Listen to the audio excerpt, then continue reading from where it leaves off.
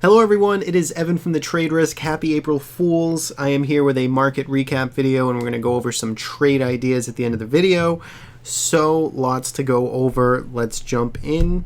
We'll start with the SPY, and we are still in this sort of tricky range-bound market ever since really this 324 bar here, and then more importantly 325 confirmed it. But this run, especially this nice potent bar to the upside we had here as we broke above 209 and then we sort of flagged out, went sideways, that was our chance for the bulls to sort of really take us up, retest the highs, break through the highs, and that's when the ball was dropped, in my opinion. And ever since that day, it has put us in a more defensive, range-bound, sort of an overall just tricky market, especially for the swing traders out there. So, yesterday we saw some weakness. After Monday's upside gap, and today we followed through with that weakness. We came all the way down and tested 204.50 in the early morning session really quick, and then we proceeded to bounce there and kind of move sideways throughout the afternoon session. So today didn't change a whole lot. The technical picture is still kind of the same here. 204.50 on the downside, 209 on the upside. I think that those are the near-term levels that are worth keeping on your radar. Until one of those breaks, it's just a chop fest, buy low, sell high, and just got to be quick with with your trades. In my opinion, a more tactical approach. That's at least what I'm doing here. I'm very light right now, down to just one position, and I'm just waiting to see what the market does. I like the action. I mean, I'd like to get long some outperforming names if I can see more convincingly this bottom end 204.50 hold. I'm not so convinced just yet, even though I think we certainly could bounce here. But again, just a tricky environment. I want to do less in this type of environment. Take a look at the IWM. It did close up, basically flat on the day. You can see the pivot lows here I have drawn, and we held this pivot low early last week, and today we came down. In the early morning, looked pretty ugly for the IWM, but the bulls stepped in. A nice looking tail here for sure. Again, still the leader in this tape, the small cap index. So key off this perhaps for future direction. I like it. If I were to have long exposure, I'd want it to be here, or at least concentrated in these types of names. And then the Qs were really heavy today. In line with the SPY, but a lot of the big components here seem to look pretty poor technically. We'll get into those names in a little bit later. But 105 came back down, retested this breakdown level, the breakout level, from back in February. So that's sort of the gist of the overall market here. I think tactical. I think you can get some quick one or 2 day moves in either direction, but looking for that follow through is where I'm waiting for to see what the next longer term directional move is. Let's look at some other markets. TLT had a really nice move today, up 1.12% on the day. We're coming back into the highs here from March. So 133 or so is the next near-term level to have on watch, and of course you have the highs back here from late January on the year, 138. So this uptrend still looks intact. I think this looks good here if you're involved with it. USO had a real strong session today. Came off a little bit towards the end of the day in the afternoon, but still pretty impressive. Looking like it wants to try and confirm this higher low, which would be a real constructive thing for this market moving forward. So look to see if USO can continue tomorrow. It still has its work cut out for it. A lot of supply in here, especially as you get above $18, $18 to $20. You have this kind of bulk of supply to deal with from February. So the bulls definitely have their work cut out for them. But let's see if they can continue on today's move. And natural gas. I got dinged out of this. I was short this for a while. I closed it out today for a gain, but still definitely looking really weak. It is basically at it's at new lows here for the year. It's below these lows now from February, around 13.12. And it looks pretty weak. We got shorted on this bar here below this 1360 breakout level. We were sitting in this sideways, and then we got dinged out of here as it made a new high around 1316. So we locked in a small gain, but still looks pretty weak overall. So we'll have to see what happens with it, but the trend still is down. Moving averages curling down. So this is one I would still want to be short or avoid. Next is gold. Had a real nice session today as well, coming back to the recent highs. I think gold here still technically is in a larger range. It's trying to carve out. Still kind of messy playing in this overall, but could be interesting. I think the bulls still have the ball here ever since thrusting off the lows around 110. So let's see if they can get some continuation tomorrow in gold and silver. It's very similar. A nice strong day today, coming back into these recent highs. 1630 or so is a pretty important level, and then you have 1690 on the upside, call it $17. So silver is working its way to the top end of this range. We'll see what we get out of it if the bulls can continue there. On the day, healthcare, this was the weakest sector out there, actually, along with let's see, the home builders were the strongest. Healthcare and the IBB, of course, the biotech index, again, was a lagging sector, even though they did have a nice comeback here after tagging the recent lows that we made last week on Thursday. So IBB and healthcare were laggards.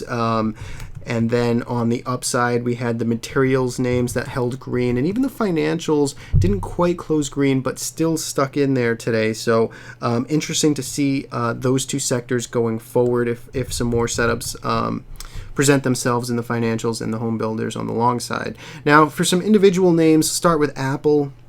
It was down just a little bit today, but you can see Apple just tightening up here. It's good to see this contraction. It's digesting this recent move, and it's yet to be seen whether or not this, we are going to break down from this or rally back up to the previous all-time highs. But it is tightening up for a move. I like it. I'm starting to get interested in Apple. I still think it needs more time. It's still really sloppy, but again, you're starting to see some more clear range defined here below 123, 122, and then really it's above 130 or 128, something around there is the upside level to have on watch. So not ready yet, but we'll have to see what happens with it. Google, weekday today, breaking down. This getting really sloppy in here. It's in the midst of a very bigger range, so yeah, it's tough. It doesn't really interest me one way or the other. It needs to tighten up a bit more for Google.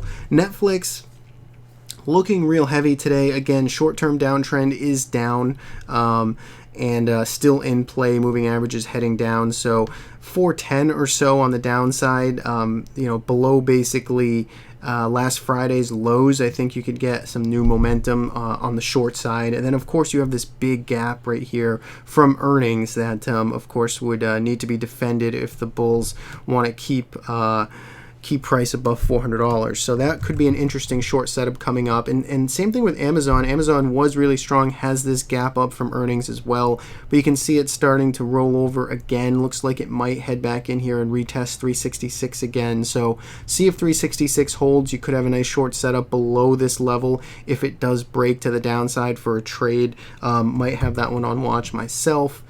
Facebook came back down, retested the breakout level at $81, had a really, really strong move. All of these, we've seen this before, right? We've seen this move really starting back in October.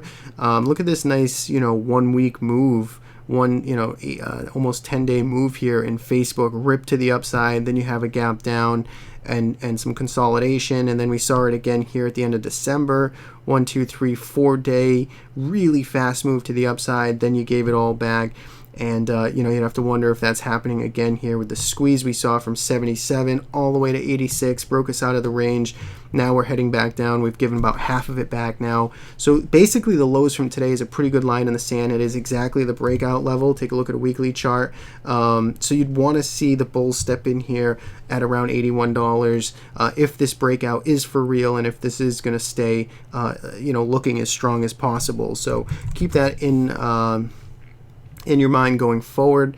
Next is Twitter, and Twitter started off real strong today after yesterday's fade, and it ended up holding green on the day, but did give back a lot of its progress that it had early in the morning. Closed underneath $51 and closed near the lows of the day. So while it was an up session for Twitter, it wasn't as good as it could be for the bulls. So it's hanging above all the fast moving averages. It's basing high in some respect here. I think a $49.30 cent stop loss or line in the sand is something that one can consider if they're in this position. I'm not involved, so I am sitting patiently to see what happens here, but $51 now looks like a decent line in the sand for the upside.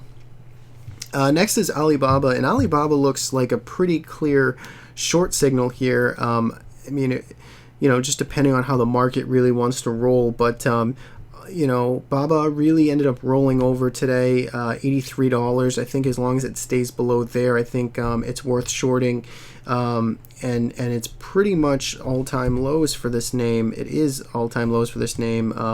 That would be on deck. $80 are the all-time lows, but that's essentially what a move like this would set into motion is essentially a retest of those lows. So this one is potentially a pretty interesting short setup, and even GoPro, another interesting short setup name. I was hanging tight up here right around this $43 resistance level, looking like it could move in either direction, and we got that direction to the downside today and closed down almost 6%. So quite a damaging move there. It looks like this rising. This looks like a pretty clear bear flag now. If this does confirm lower tomorrow, I think the lows here at 37.50 come back into play on GoPro, and this longer term trend is still intact. So those two names both pretty weak today.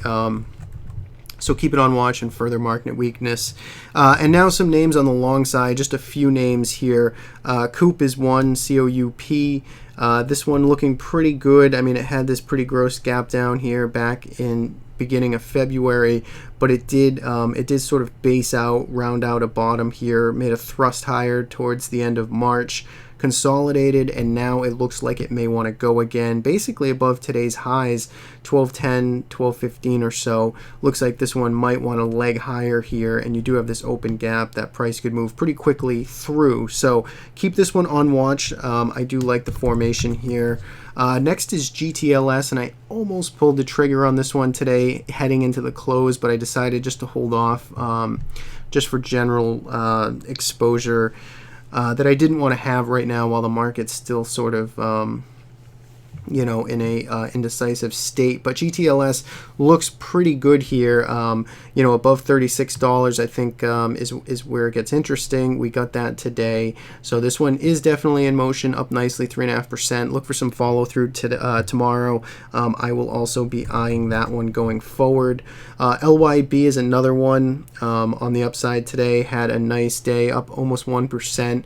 You can see maybe like a larger term cup and handle pattern here. But the bottom line is it looks like this wants to try and leg higher here above this $88.50 level. So we just mildly closed above it, but still looks pretty good technically. And then finally we have PB, not ready yet, 53.30 or so. Looks like the breakout level to have on watch, and even $51 on the downside is a breakdown level. But it's the bottom line is it's been consolidating nicely for over a month now, and this one could be ready to start to move again. And then on the downside, just got two names. First is SINA. This thing has felt like it's been in a downtrend forever. It's sort of a scary name to short, but if it is your cup of tea here, you can see just a strong impulse leg to the downside, and it's holding very, very weak here. It's certainly a beaten up name, but you know, it just doesn't look right now like there's any signs of that changing. So that one could be an interesting short setup if you like those types of names. And another one is TRCO. I don't know what this news event was here. I don't know, apparently maybe earnings, but I remember being involved in this trade on the long side for a really nice win on this just floating move higher with no resistance in sight, it seemed. And now the tables have completely turned with this gap down, and now staying really weak here, looking like it could just break down further below this, you know, these recent lows around $60.30. So keep this one on watch for more downside on that breakdown. So that's what I got for today. I hope you enjoyed, and best of luck trading. I'll catch you next time.